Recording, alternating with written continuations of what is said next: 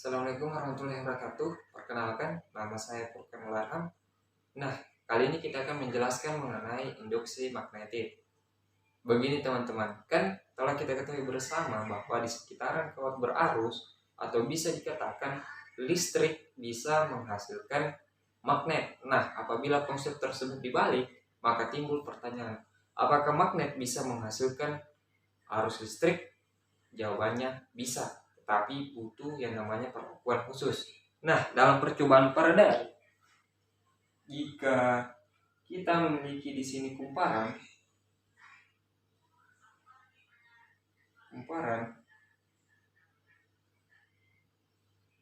kemudian kita hubungkan dengan alat pengukur arus, kita misalkan adalah di sini adalah ampermeter.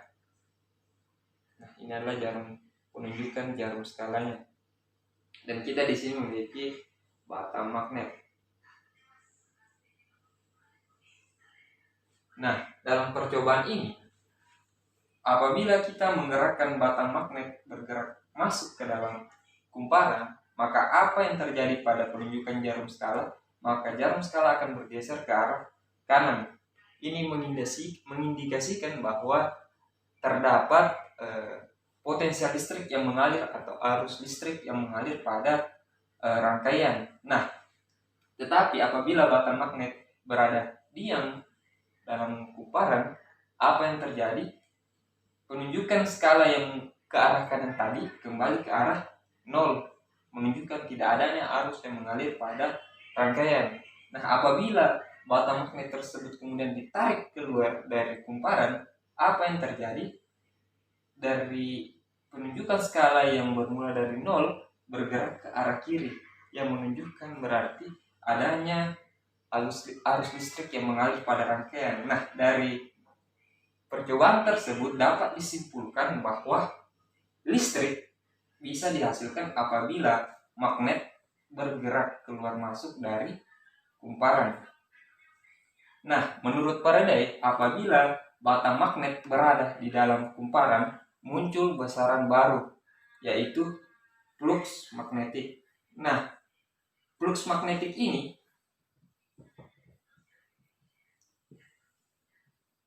flux magnet ini belum bisa menghasilkan arus listrik.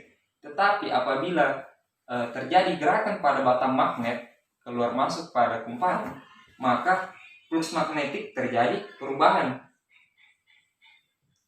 Terjadi delta flux atau perubahan flux magnetik sehingga arus listrik dapat dihasilkan. Jadi syarat utama untuk menghasilkan arus listrik dengan medan magnet yaitu perubahan flux magnetik yang dihasilkan dari gerakan batang magnet itu sendiri. Nah, rumusan hukum Faraday yaitu EIN ini adalah sehingga karena adanya perubahan flux magnetik oleh batang magnet, maka timbullah gaya gerak listrik. Nah, gaya gerak listrik ini dirumuskan dengan N sama dengan minus N per delta flux magnetik per perubahan waktu. Setiap perubahan waktu. Nah, N di sini N sama dengan jumlah lilitan.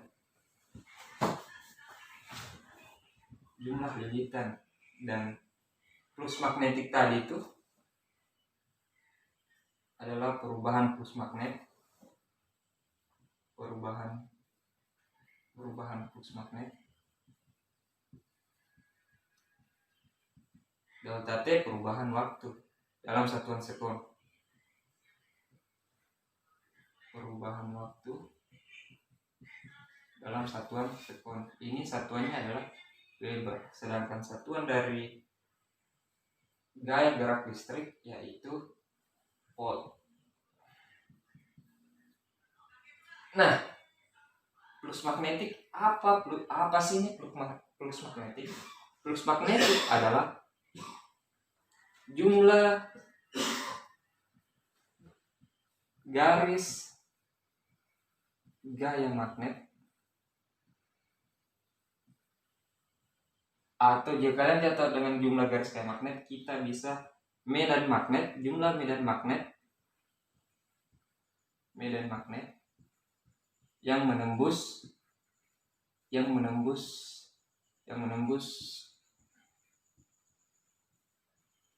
suatu luasan bidang. Kan kita ketahui bersama bahwa batang magnet itu memiliki garis gaya magnet yang berputar dari lintasan dari utara ke selatan.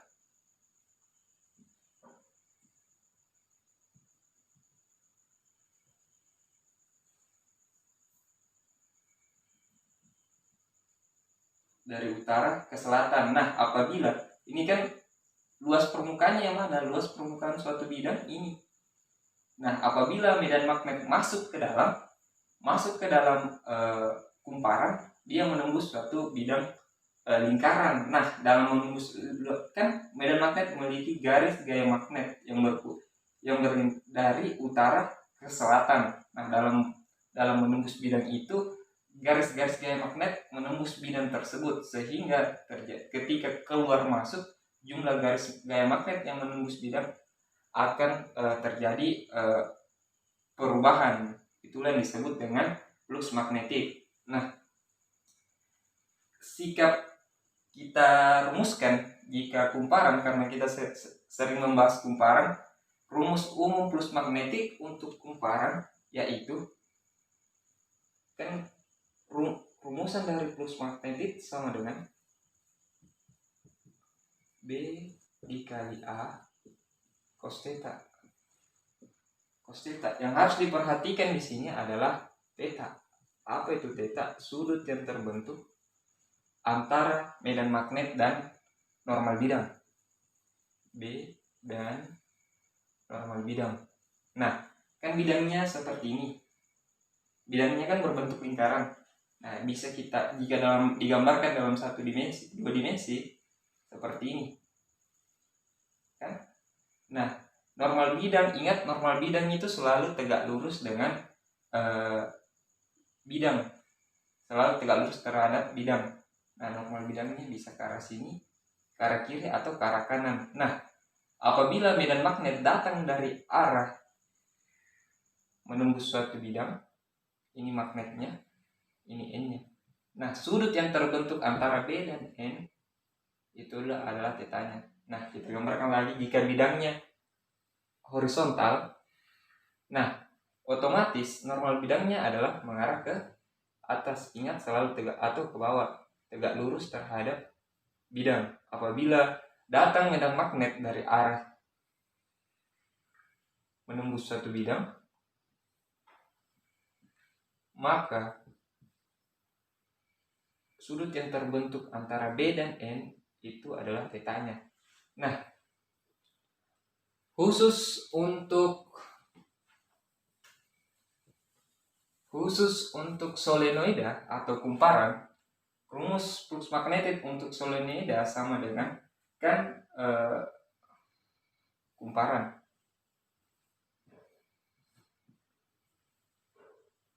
Kemudian kita berikan magnet yang arah garis gaya magnetnya itu mengarah ke sana.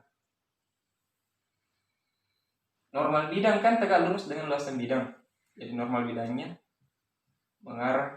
Jadi antara B dan N mereka itu sejajar. Jadi rumus untuk solenoida flux magnetiknya sama dengan B kali A cos, karena dia sejajar, jadi sudut yang terbentuk adalah 0 derajat.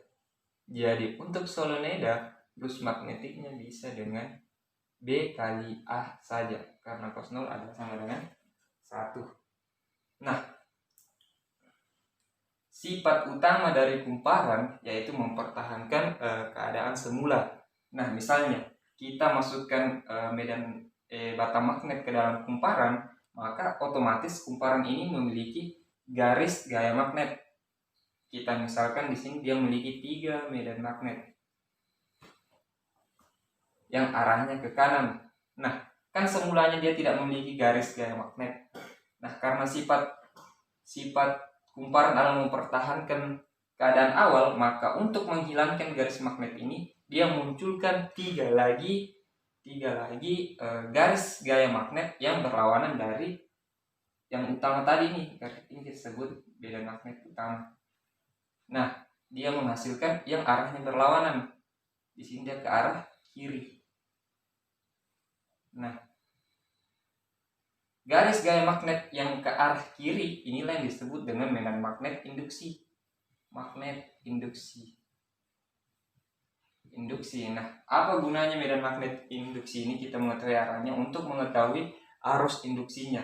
Nah, ingat kaidah tangan kanan.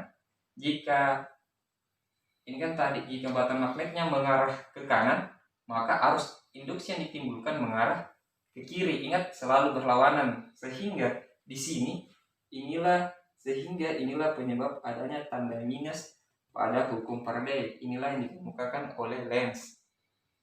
Nah, sehingga lihat kaidah tangan kanan, jempol. Ingat, jempol itu mengarahkan arah medan magnet induksi, dan putaran 4 jari adalah arah arus induksinya.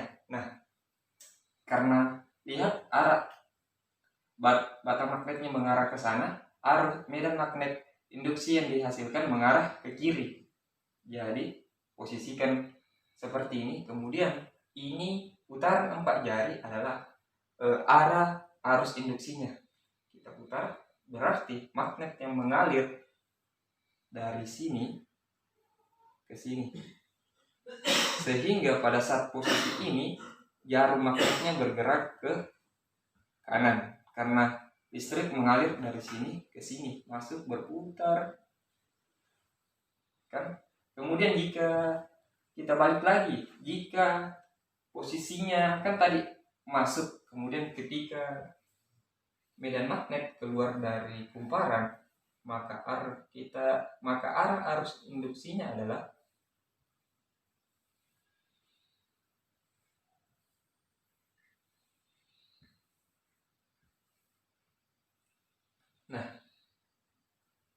tadi kan jika dari ini kan tadi masuk. Nah, jika dari dalam kemudian kita keluarkan, otomatis garis gaya magnet utama yang dihasilkan itu mengarah ke kiri, mengarah ke sini kan. Kita misalkan ada 3 garis gaya magnet. Karena sebelumnya dia tidak ada, maka dia akan menghasilkan medan magnet induksi, yaitu yang mengarah berlawanan dengan medan magnet utama tadi, mengarah ke kanan supaya hilang. Jadi mengarah ke sana. Ini adalah B induksinya. B induksi.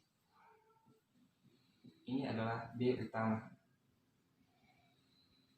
B utama. Nah, karena B induksinya mengarah ke sana, kita lihat kaidah tangan kanan, dia mengarah ke sana. Lihat jempol. Kemudian putaran 4 jari menunjukkan arah arus induksi. Putar berarti arus listrik mengalir dari sini kemari. Lihat dari sini. Nah, ini seolah-olah adalah kumparan.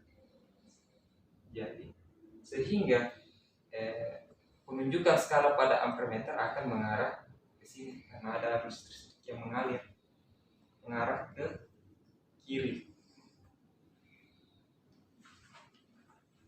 Mungkin itu yang bisa saya jelaskan pada pertemuan kali ini.